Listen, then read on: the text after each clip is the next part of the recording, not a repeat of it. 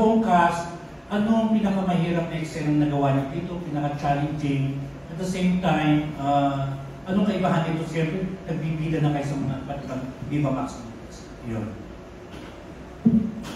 Siguro sa akin, yung pagsayaw po. Kasi hindi lang one take yung sinabi nga ko ni Direk, hindi lang one take yung kukuha.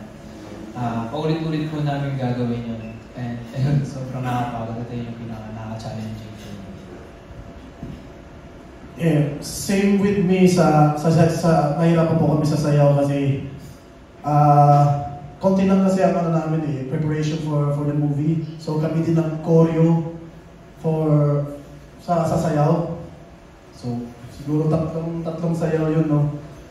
Yan, so medyo nahirapan po kami kasi kami ng choreo tapos yung blockings pa, tapos texting po kami, pero at the end of the day, yan, trabaho naman, kaya naman namin yan. Honestly, sinunod po kasi ito after Hiba. So medyo nakangapapa po ako, lalo na po sa love scenes. But I'm really thankful po na si Sean po yung naging partner ko and very caring naman po siya pagdating sa mga love scenes po. Hi. Well, dito sa movie na to, it's the first time I did a threesome scene and a girl-on-girl scene. So yun, very exciting. That was the challenge for me because I haven't done that before. And actually, sabi ko nga before na sa Viva Max na parang I wouldn't be able to do that. Pero dito, since I really love the material ni Direk, sabi ko, ooh, this is super interesting. So I really gave it a chance to do that. So I was able to try something new. And in the future, parang naisip ko, hindi na ako maiilang sa mga ganun na scene. And I want to thank Direk kasi he made the whole set feel very comfortable, and also my co-actors for really, hindi ako nahirapan at all. Pero in a way, yun nga yung challenge for me kasi that was the first time I was doing those kinds of scenes. And also I did the scene sa stairs, so yun yung pinakamahirap, diba? So abangan niyo yun. Sa akin po, same lang din po yung sinabi ni Marco tsaka ni Ethan. Kasi parang one day before shoot po, nag-practice po kami ng tatlong set po ng sayaw. So parang, syempre nandun po yung pagkakabisa namin ng script, tapos magkakabisado pa po kami ng sayaw. Kaya parang ngayon po yung naging challenge po para sa amin. Ngayon, nasabi po nila yung sa sayaw nga kasi sobrang bitin na kami sa oras nun. Halos pag-gising namin, practice kami agad, load ng video. Tsaka may isang scene na muntik na ako malumulid swimming pool. Hindi kasi yung gano'n masyadong marunong tumamoy. Ayun po. Okay, thank you. Okay, maraming salamat. Question pa to the cast members. Total second question pa lang naman ako. Para may idea lang rin kami kung ano yung magiging mga role nyo dito sa Mapanokson. Ang daming cast members, di ba? Parang ano yung mga aabangan namin sa inyo dito at Excelia. Okay, so Ethan, let's go all the way to this side.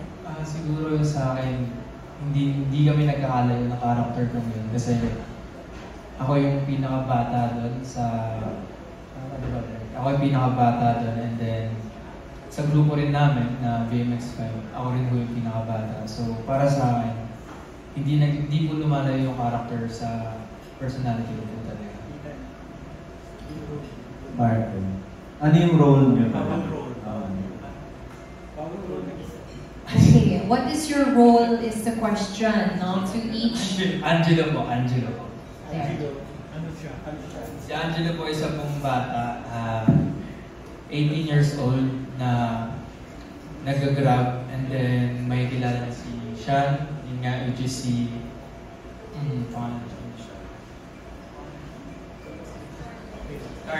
Carlo, and then yun, si Carlo yung parang mag-guide sa kanya para mag-work sa, yun nga, sa The Dead. Ako po dito si Primo, isa sa veteran professional dancer dito sa The Dead. And yan, kagrupo ko po si Mon Mendoza, si Kyle Villes, si Shanti Guzman.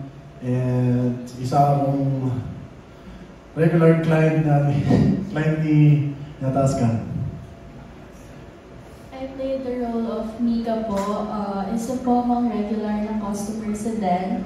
And meron po akong no label relationship with Carlo, which is Sean Guzman po. Hi, I play the role of Tanya. Isa ako sa mga parang anak ng like top clients of the Den. And I'm like this rich bitch na talagang very dominant na parang sobrang like he's my boy toy, yung character ni Marco. So basically, I kind of bully him and like push him to his limit and stuff like that. So it was very challenging for me to do this character because it's very different sa lahat ng nagawa ko before sa Viva Max kasi very, you know, kontrabida siya in a way.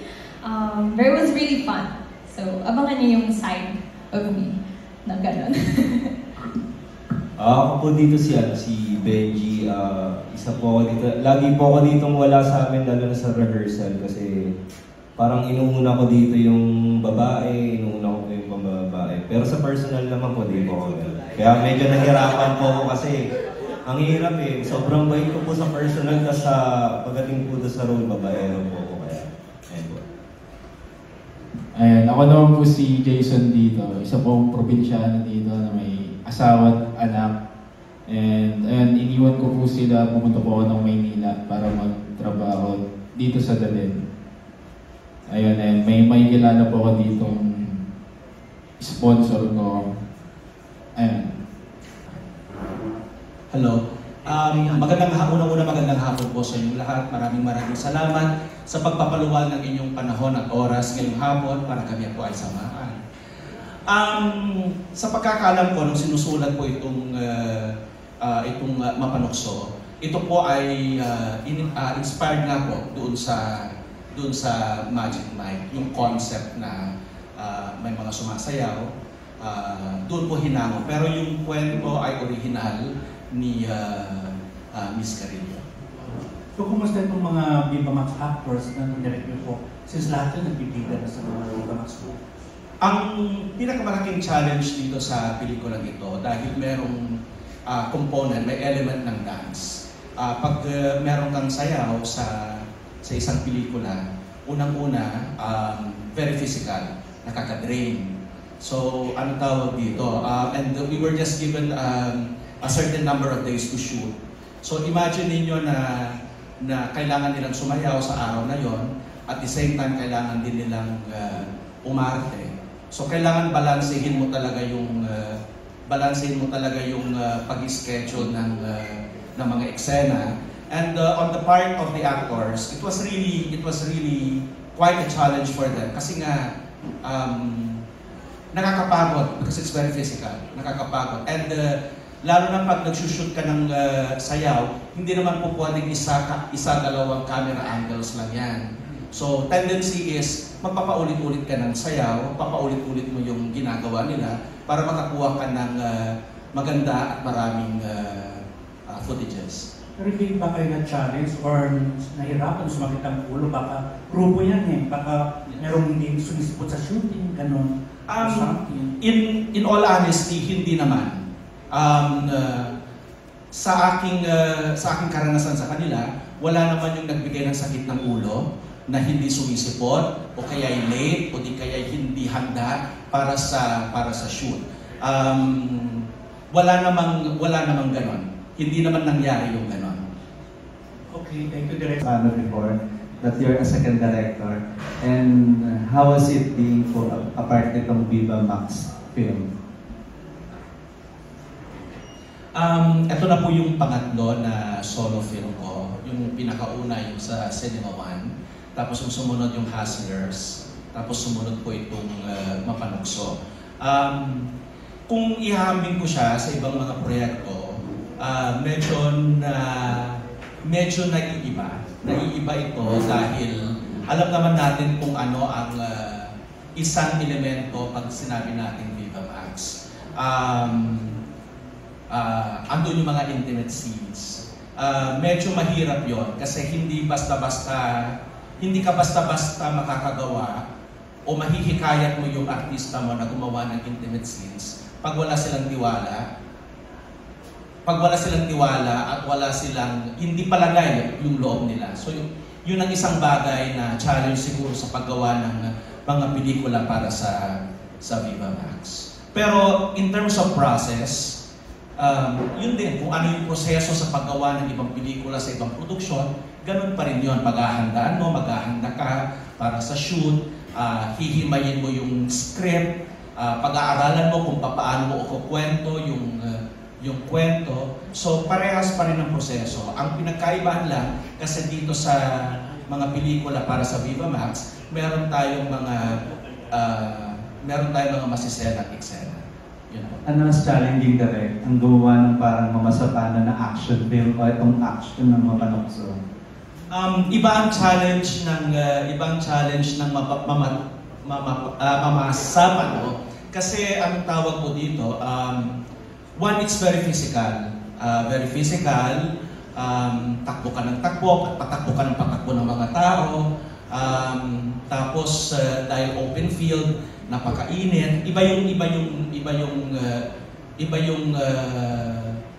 challenge nung pelikula na yun as compared to this. Pero ito, ang kwan nito kasi since anong tawag dito, yun nga, yung sabi ko, yung challenge nito is kung paano ko, ito yung lagi yung problema ko yung kung paano ko gagawin yung love scenes na sexy siya, pero hindi malaswa.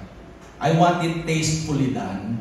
Ayoko yung pag pinanood ko o pag pinanood ng mga kaibigan ko o ng pamilya ko, sasabihin nila sa akin, ay parang inabuso mo yung mga babae, inabuso mo yung mga artista. Ayoko nun.